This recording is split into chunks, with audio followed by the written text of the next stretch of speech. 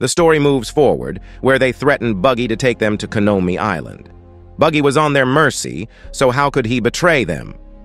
Roronoa Zoro thought she had left her crew by choice, but Sanji opposed this idea because she could have any reason to do this. Soon, they reached Konomi Island, where Nami was in her thoughts during gambling. She was thinking about her past when she lived with Miran, who was supposed to be her mother. In the current situation, she was winning because she had the queen in her cards, and when the dispute arose, she was called by Arlong. She was reaching Arlong's park, where she was kept in the iron chain for 12 years. She was trapped in her past thoughts, where she stole a map book when her mother criticized her, then she rebuked her and denied being her daughter. Her mother slapped her, and she moved. Mirani pursued her and elaborated on the story of when she was a marine who was injured on this island. Just then, she met with Nami and Nojiko. At this time, she knew she had to live for these children because they needed her most. The scene jumps to the present, where Arlong arrives and praises her talent. He could rule over the world with her, but Nami knew there was no part of her in this mission. She needed to fulfill only one promise from him and recall him again. But ignoring the promise, Arlong asked her to bring the tribute money from Koko Village.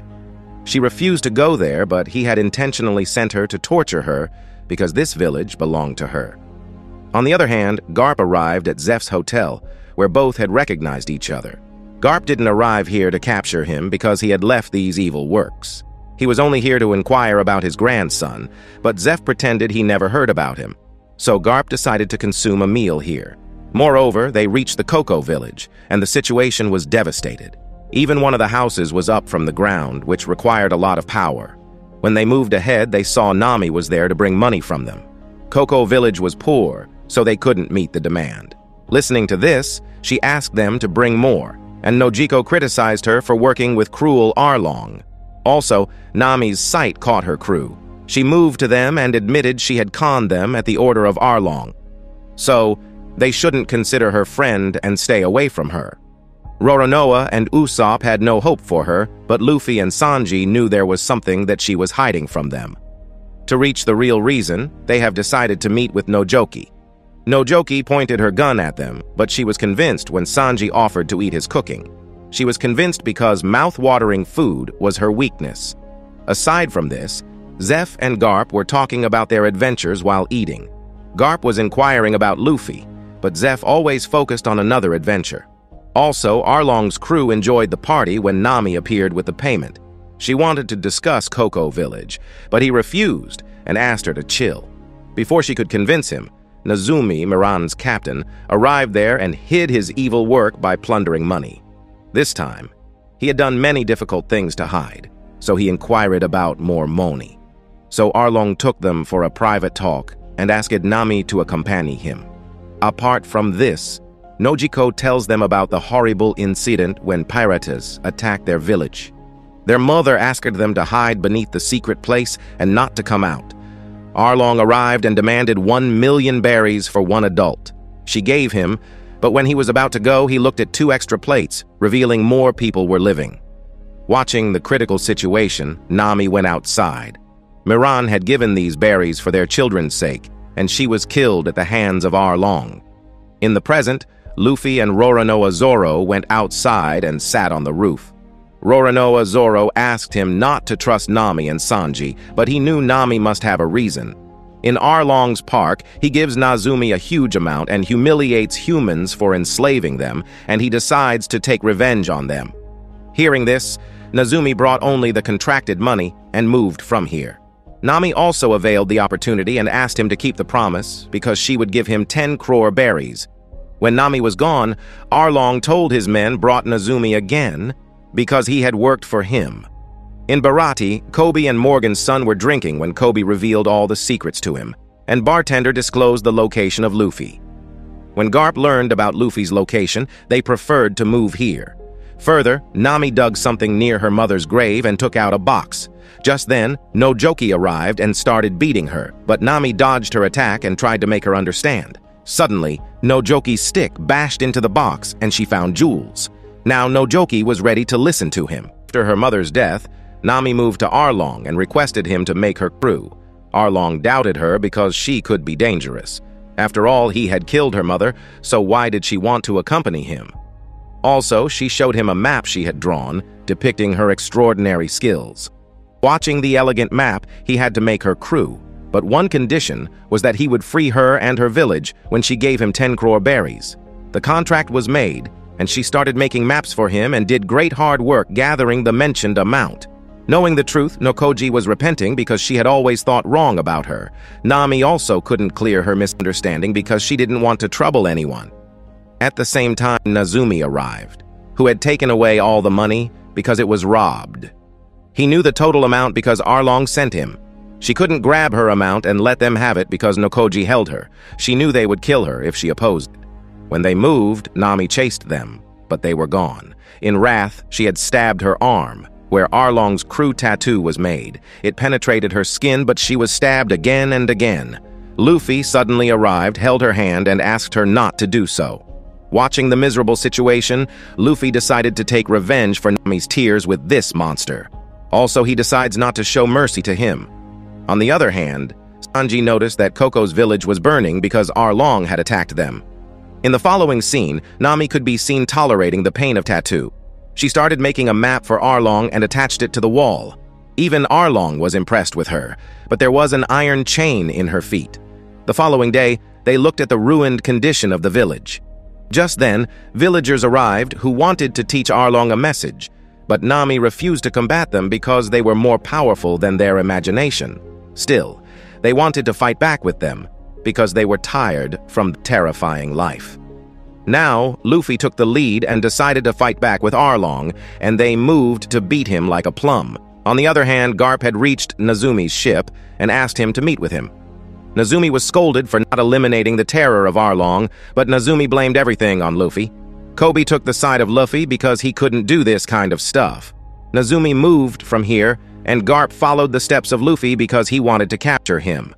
On the other hand, they had arrived at Arlong's park by throwing smoke bombs. Roronoa, Zoro, and Sanji were fighting with a crew of Arlong. Roronoa was using his sword to knock them down, and Sanji was utilizing his fighting skills. Nami and Luffy were running to the map room where Arlong could be. Roronoa Zoro was wiping their way that could lead them to Arlong. Arriving at Arlong Park, Luffy noticed an iron chain. Nami revealed she was in these chains till 12th birthday. Also, she was searching the map so that she could escape. Before they could leave this place, Arlong arrived with his ugly face. Aside from this, Usopp was running because Arlong's men were chasing him and wanted to kill him. Further, he drank alcohol and used it for shooting. Usopp lay behind the tree, which became a shield under his attacks. Also, Sanji and Roronoa Zoro were teasing each other but fighting like a team. In the map's room, Arlong accuses Nami of betraying him. But in reality, Arlong has cheated him by sending Nazumi behind her. Arlong laughed and admitted. Arlong wanted to eliminate both of them. Who knew he could rule over the world through this map? Luffy gets mad at the insult Nami when he attacks with a giant sword, then Luffy breaks his sword. He asked Nami from here because he was about to kill him, and Nami walked away. In addition, Usopp tried to shoot at him by taking a risk, but Arlong's man was shooting him, and he lay down on the ground. On the other hand, Buggy asked them to free him because his body was there. By rejoining with his body, he could help them. They had freed them, but he had betrayed them and ran away. They started to rely on their skills and face the enemies alone. In the forest, Usopp pretended to be dead, but he was alive and burnt the fish man by throwing the fiery ball at the alcohol. With a single shoot, he had killed him. Aside from this, another challenge was waiting for Sanji because the karate champion arrived and attacked Sanji. Arlong proved a complicated prey to knock down for Luffy in the map room. Arlong was throwing him at every corner of this place, and in wrath, Luffy attacked him with his gum attack, which broke his teeth but regenerated. Luffy realized he wouldn't make him lose, but he could punish him by destroying the map. So he has started annihilating the pillars. Apart from this, Karate Man insulted Nami in front of Sanji, which infuriated him. With his few moves, he had knocked him down. All friends gathered here and hoped Luffy could deal with Arlong. Luffy had thrown him to the ground floor in the map's room through his leg move. Further, this building had collapsed, and they were worried about Luffy, but he was safe and sound. He emerged from the collapsed building, and his friends started laughing together. At night, Koko's village was celebrating, and Sanji was also cooking. Here, Luffy's grandfather arrived and ordered to catch them. Koby and Morgan's son refused to do so. Garp also challenged Luffy to fight, but Luffy tried to use his gummy attack, but he dodged it by turning his neck. Not only once, Garp had beaten him on the ground many times. He held him by the neck, but Luffy still smiled and shared his dream to become a pirate. Garp already knew Luffy was obstinate like him, and he would not listen to him. He started laughing and let them go. Nazumi persuades him to capture Luffy, but Nami hits something on his head and faints him. In the next scene, Nami was seen near her mother's grave, where Nokoji arrived and asked her to stay there. But accompanying them was her dream, so she had to go. Later, Koby appeared by bringing his poster with a reward on his head. Watching this, he embraced Koby because what he wanted, he had gotten. By taking the map, he moved to his crew and showed them the poster. They knew, after this, pirates would chase them, so they needed to be more cautious. Not only this, their life in danger, but Luffy didn't take it seriously because they were going to Grand Line, where his dream would come true. Everyone looked at the poster, and a smile appeared on their face. Kaya, the bartender, looked proud of him because he had achieved the title of pirate. Even Buggy and Alvida became a team to catch him, and Garp was also pleased by looking at the poster. Just then, Koby and Morgan's son arrived for the punishment, but he preferred to give them training starting tomorrow. Nevertheless, Shanks and his gang were resting when Miwok arrived and showed him Luffy's poster. Seeing this, he started jumping with happiness and ordered his crew to take out the alcohol because they wanted to celebrate their victory over Luffy. In the merry-going ship, they had planted oranges so that Nami couldn't miss her town.